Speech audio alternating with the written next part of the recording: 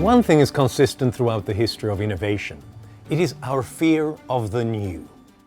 In the year 1004, a Byzantine princess came to Venice to marry the powerful city-state's most sought-after bachelor.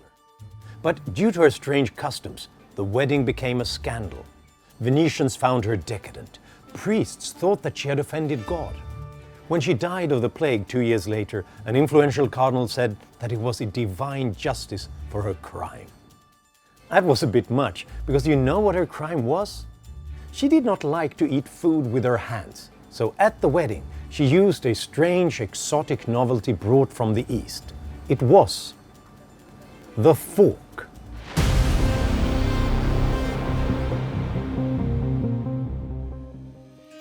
Spoons were great for soup, and knives had been used for ages to cut up meat.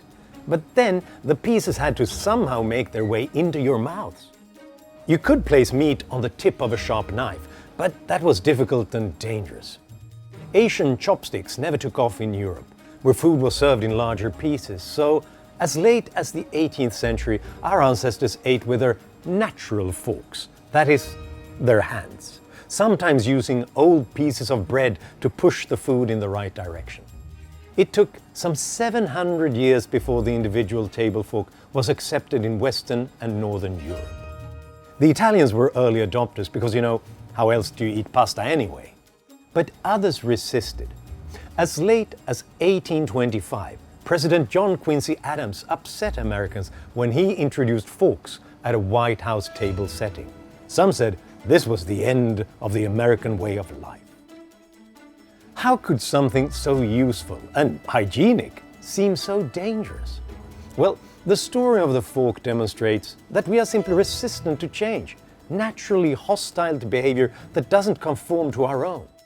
Those who had always eaten with their hands thought it vain and silly not to touch the food. And for a certain type of insecure man, it was apparently a big thing that the fork seemed unmanly. Plus, the fork looked a little bit like the devil's pitchfork. But it was also about availability. People didn't just complain that forks were unmanly and satanic, but also that they were too expensive. Steel forks could rust, and gold and silver were only for a tiny elite. The fork became a symbol of the arrogant rich. But in the 1840s, silver plating was invented, so you didn't need as much silver for each fork. And around this time, more silver deposits were found. The fork came down in price, and people began to come around. Then, the upper class had to distinguish itself by inventing different forks for various uses. Fish forks, fruit forks, ice cream forks, and so on. The numbers surged so much that the government tried to stop it.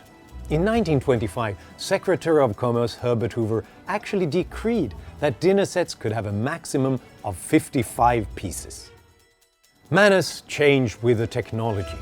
Today, of course, only the uncivilized eat with their hands, right?